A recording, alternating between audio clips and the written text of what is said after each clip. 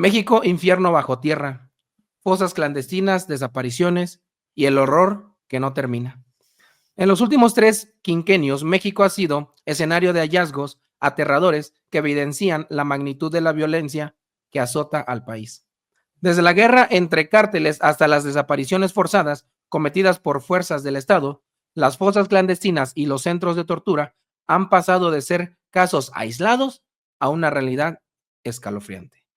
Uno de los primeros casos que sacudió a la opinión pública fue la masacre de San Fernando, en Tamaulipas, allá por el 2011.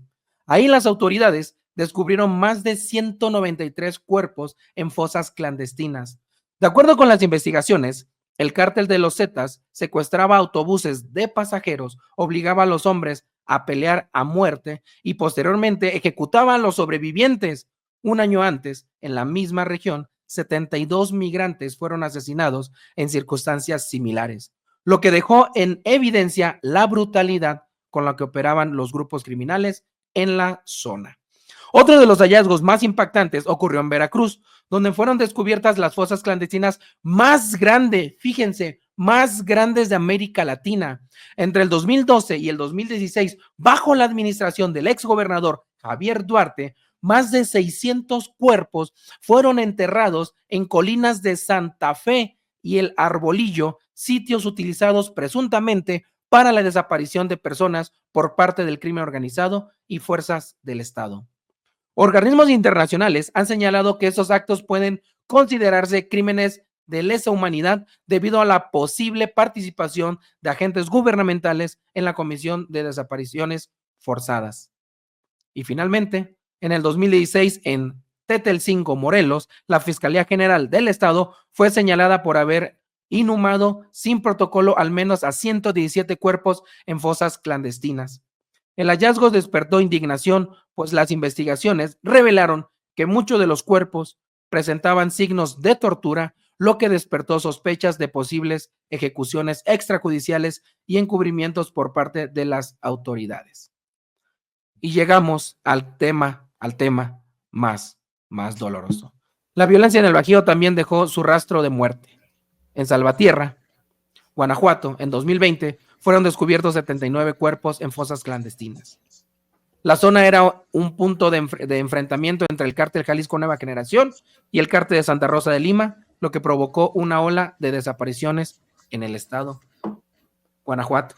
Así las fosas, así las cosas en este país, así los cementerios ocultos del narco. Sí, pues se trata realmente de un asunto muy complicado que por supuesto no empezó ayer.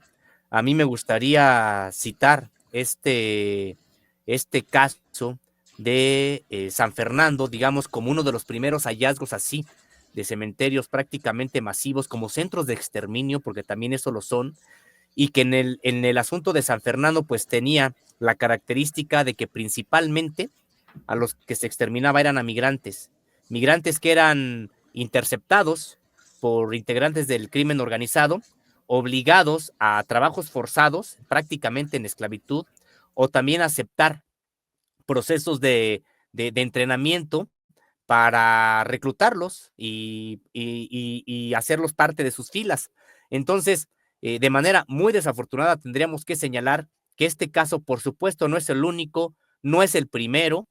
¿Cuántos se desataron a partir de esta irresponsable política de Felipe Calderón cuando supuestamente declaró una guerra contra el narcotráfico, que en realidad fue una guerra contra la sociedad, porque los cárteles en ese entonces, en ese sexenio, ni disminuyeron sus operativos, por el contrario, crecieron, se convirtieron en los más poderosos del mundo, iniciaron una suerte de carrera armamentista entre ellos mismos, hasta que cambiaron precisamente aquellos grupos del sicariato, de personas empistoladas, improvisadas realmente, por grupos prácticamente que significan pequeños ejércitos irregulares, privados, además altamente capacitados, varios de ellos en el manejo de armas. Entonces, sí situar el origen de este tipo de problemática en el sexenio de Felipe Calderón, cuando se desató toda esta violencia y vimos los primeros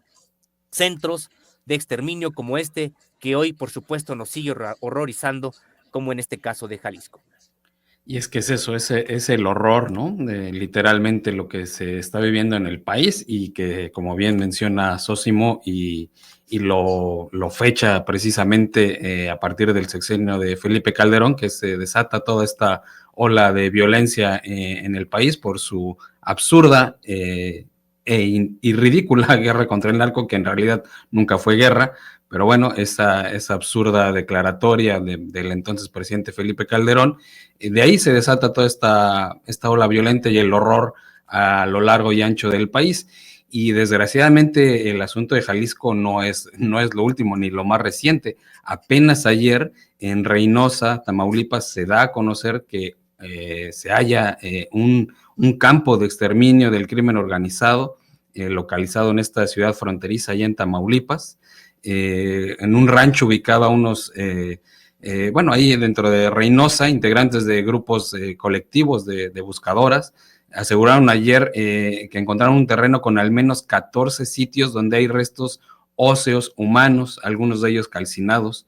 Incluso difundieron imágenes, entre ellos un cráneo. Son fragmentos de todo el cuerpo, dijo Edith González, del colectivo Amor por los Desaparecidos. Y esto es desgraciadamente pues el día a día que se vive en el país con estos hallazgos de fosas clandestinas, de cementerios ocultos del crimen organizado, y pues es patético y es espeluznante, ¿no? Lo que se va descubriendo poco a poco en distintas partes del país, y todo, insisto, a raíz de esta absurda estrategia que implementó el gobierno de Felipe Calderón y que llevó al país a meterse en esta ola de violencia y de terror y de horror, y que pues cada que surgen estos casos y que se dan estos hallazgos, pues estremecen por supuesto a todo el país, ¿no?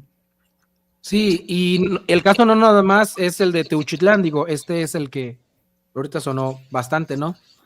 Pero hay otros casos, por ejemplo, organismos de derechos humanos han denunciado que en estos lugares las víctimas son incineradas para desaparecer toda evidencia. Hay un hallazgo similar ocurrido en Tlajomulco de Zúñiga, en Jalisco. Tlajomulco de Zúñiga es un municipio que forma parte de la zona metropolitana de Guadalajara, son parte de los 5 o 7 municipios de la zona metropolitana de Guadalajara, donde una familia descubrió que en su jardín, fíjense nada más, había al menos 20 cuerpos enterrados a niveles de tierra, cal y concreto. En Tlajomulco de Zúñiga, les digo quién gobernó 2 veces Tlajomulco de Zúñiga allá en Jalisco. ¿A que no adivinan quién? Yo digo que ¿Quién se hizo? Que el señor que quiere hoy ser director técnico, ¿no?, de fútbol, que anda en España, Sí. exgobernador de Jalisco. Correcto, Enrique Alfaro. Enrique Alfaro creció, no digo que nació, pero creció políticamente y se hizo fuerte en Tlajomulco de Zúñiga, Jalisco. De ahí impulsó todo, después se volvió alcalde de Guadalajara y gobernador del estado de Jalisco, pero su fortaleza estuvo ahí en Tlajomulco de Zúñiga. Tlajomulco de Zúñiga está considerado, al menos para los tapatíos, los que viven ahí, una zona donde no te tienes que meter, donde no tienes que ir jamás. Casas abandonadas, conjuntos habitacionales que tienen 3 metros, casas que tienen 3 metros de frente por 10, 11 de fondo, les llaman palomeras. Eso fue lo que dejó Enrique Alfaro en Tlajomulco de Zúñiga, colonias que no llega un solo urbano, un camión no llega a esas colonias. Eso es Tlajomulco de Zúñiga, allá en la zona metropolitana de Guadalajara. Y ahora esta familia se encuentra a estos 20 cuerpos enterrados en su jardín. Estos hallazgos han dejado en evidencia la profunda crisis de derechos humanos en México. De acuerdo con organizaciones civiles, el país ha superado las 100,000 personas desaparecidas oficialmente registradas, al menos en los últimos 3 sexenios, aunque la cifra real podría ser mucho mayor. Yo digo que va a ser mucho mayor porque ¿cuántas no han encontrado? ¿Cuántas podrá haber ahí, desgraciadamente? Hay un gran problema también con el asunto de las estadísticas, porque, pues en efecto, hay algunos que nunca no se actualizan, se necesita un nuevo sistema, porque también hay otras que han aparecido y siguen estando ahí.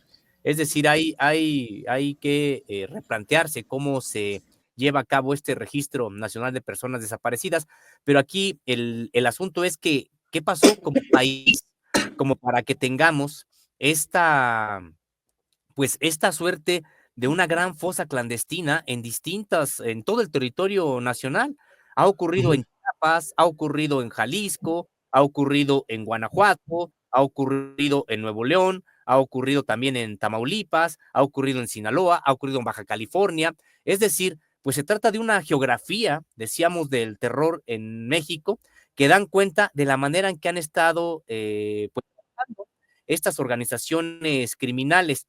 Muy interesante lo que ayer declaró el propio fiscal general de la República, que dimos cuenta aquí, cuando pues puso en duda que no supieran las autoridades locales de esta situación, de lo que ocurría ahí, porque hay que recordar algo, este rancho ya había sido asegurado por la Guardia Nacional. La Guardia Nacional entrega la custodia de este rancho asegurado porque se notaba que había actividades ilícitas ahí al gobierno del estado y a la Procuraduría o a la Fiscalía más bien de Justicia del estado de Jalisco. Ellos eran los encargados de realizar las investigaciones y resulta que no es la autoridad la que se da cuenta, es precisamente esta comisión de buscadores de Jalisco, estas familias organizadas para buscar precisamente a quienes les hacen falta, los que hacen el trabajo de las autoridades. Son ellos los que precisamente dan cuenta de lo que está ocurriendo. Pues, ¿qué hizo en todo este tiempo? Meses, años incluso, la Fiscalía General del Estado de Jalisco y el propio gobierno de Jalisco. Por eso hoy también Claudia Sheinbaum Pardo ya ha solicitado de manera formal, hoy lo dijo en la conferencia de prensa matutina, que sea precisamente la Fiscalía General de la República la que lleve a cabo las investigaciones.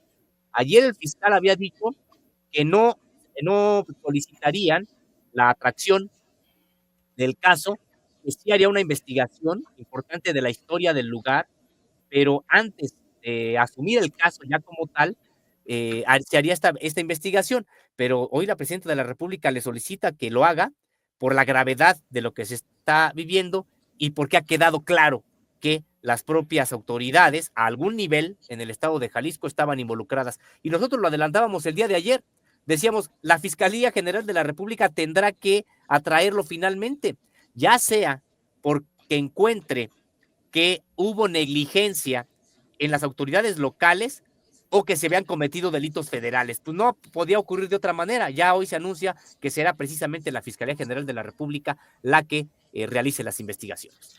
Y bueno, hablando de autoridades locales en este asunto de Teuchitlán, de si estaban o no enteradas, les voy a dar información, compañeros, del alcalde de Teuchitlán, José Ascensión Murguía Santiago, quien ya salió a dar alguna declaración en este sentido sobre este tema. Y pues el señor alcalde dice que le sorprende que la atención se centre en su municipio ante el hallazgo de este campo de adiestramiento del crimen organizado, pues dice, lugares de este tipo los hay en todo el estado. Dice, voy a citarlo, sitios como este sabemos que va a haber en todo el estado, pero la nota salió en Teuchitlán. Se me hace raro porque están saliendo tantos en tantos lugares y ahora se les ocurre sacar la nota en Teuchitlán, dijo el alcalde. El edil, emanado de Movimiento Ciudadano, justificó su desconocimiento sobre la operación de este rancho Izaguirre en la población de La Estanzuela, a unos 60 kilómetros de Guadalajara, argumentando que se trata de una población lejana a la cabecera municipal.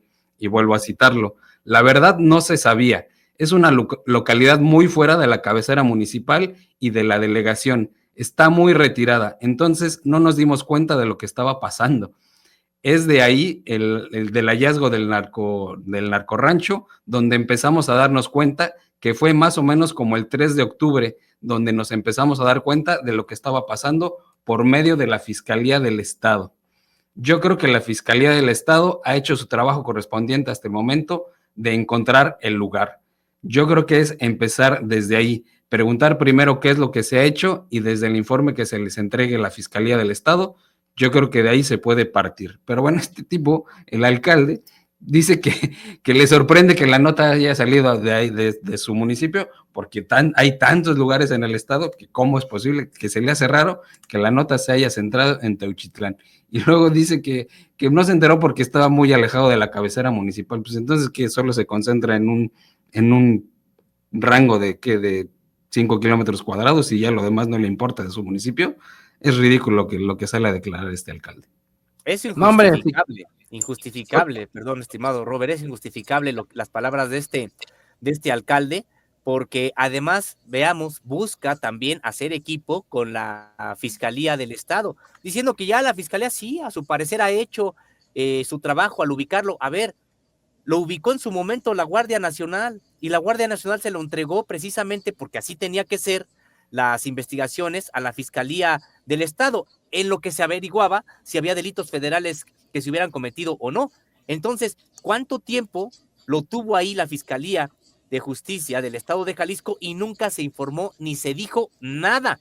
Ni siquiera fue la Fiscalía la que salió a dar la noticia a la población en términos generales, sino fue precisamente este comité de búsqueda, buscadores de Jalisco, los que finalmente dan cuenta de lo que está ocurriendo, las fotografías. Ahora sí, entonces ya ingresa la Fiscalía, ya determina cuántos crematorios había, ya determina dónde estaba el centro de entrenamiento, ya determina dónde estaban los dormitorios, etcétera. Pero, a ver, la información la dio precisamente este comité de búsqueda. Pues, ¿qué hizo durante todo este tiempo el gobierno de Jalisco, la Fiscalía de Jalisco y el propio gobierno municipal?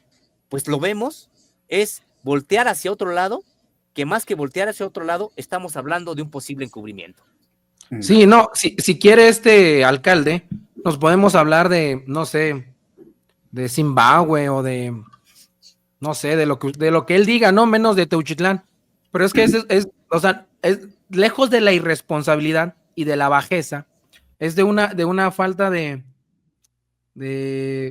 ¿cómo qué podríamos decirle? O sea, le está valiendo así como que ¿por qué me mencionan a mí? Pues porque usted está ahí, tiene que dar la cara por el presente, pasado y el futuro de Teuchitlán. Pero bueno, esta gráfica que nos presenta la producción, gracias, producción.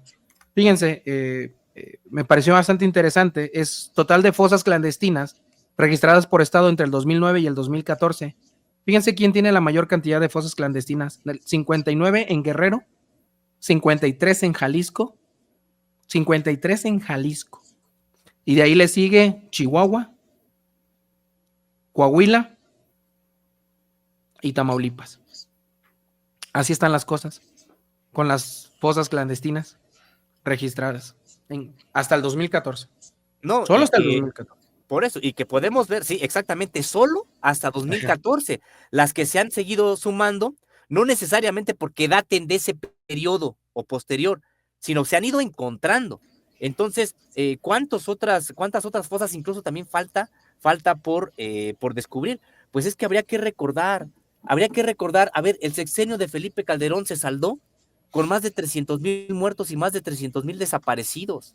Entonces, sí, en efecto, y hoy podemos empezar a ver qué fue lo que pasó con ellos, en dónde están, en dónde estuvieron, qué ocurrió. Pues ocurrió prácticamente que había estos campos de exterminio que además, ojo, no solamente estaban funcionando para saldar las cuentas entre los grupos del narcotráfico.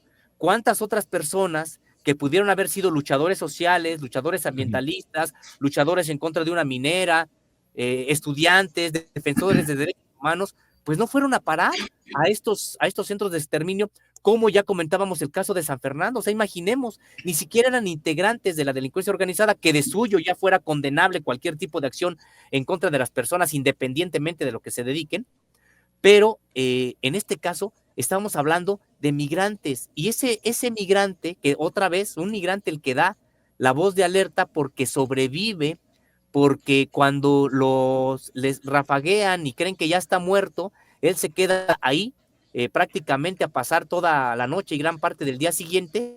Cuando ve que no hay nadie, sale y da aviso de lo que está ocurriendo ahí. Pero en esa ocasión pues fue solamente un caso. ¿Cuántos otros había así? Y que era una manera sistemática de interceptar a los migrantes para obligarlos a trabajos forzados, o si no, reclutarlos, mediante procesos bastante sangrientos. En su momento tuve la oportunidad de leer, por supuesto, por razones de trabajo, de reportajes que se realizaron en su momento, pues incluso la manera en como, entre comillas, los reclutaban. Había veces que había hermanos migrantes viajando, cuando eran interceptados por los Zetas, los metían a campos de concentración y luego les daban algún arma, algún machete o algún otra arma punzocortante, y les decían: el que quede de ustedes vivo va a trabajar con nosotros. Imaginemos lo que significaba eso. Es impresionante este nivel de crueldad, además de quienes operaban estos ranchos. Y si quieren entramos también al tema precisamente ese de quiénes operaban estos ranchos, qué tenía que pasar por la cabeza de estas personas para administrar este tipo de, pues de campamentos. Sí, no, cañón, muy complicado. Esta gráfica, y ahorita está, y hay un montón de gráficas más, y un montón de estadísticas donde habla que en el 2011, entre el 2010 y el 2011, fue el pico más alto donde encontraron fosas, el 2010 y el 2011. Nada más para que se den cuenta de los tiempos, pues sobre todo los tiempos, porque ya salió un Alito Moreno a decir: es que como este gobierno es indolente y no le duele y que no sé qué, ¿no? Oye, viejo, regresa a ver en qué años pasaron todo este tipo de cosas, ¿no? O sea, una fosa clandestina no se hace de ayer para hoy. El cuerpo no se descompone en 2 días, 3 días. Pero bueno, así las cosas con estos personajes, mi querido Serge. Sí, un tema que da para mucho más, mucha información que hay en torno a esto, como bien decía Sosimo, pues quiénes estaban operando estos ranchos, estos lugares, estos predios, ¿no? De quién estaban a cargo, quién vigilaba, y desde luego la colusión de autoridades en todos los niveles de gobierno que deben estar ahí involucrados, desde este personaje del presidente municipal de Teuchitlán, que bueno, que de verdad que es impresentable el tipo con lo que sale a declarar, y desde ahí ya es como para ponerlo así ante las autoridades: a ver, ven y investígalo a fondo, porque no es posible que diga lo que está diciendo, porque seguro hay una especie de encubrimiento ahí por parte del gobierno municipal. Pero bueno, estaremos al pendiente de lo que surja en las investigaciones, ya como lo dijo hoy la presidenta, que ya le pidió a la Fiscalía General de la República que atraiga el caso, y estaremos al pendiente de esta investigación. Y pues hasta ahí el tema de los cementerios ocultos del narco en el país.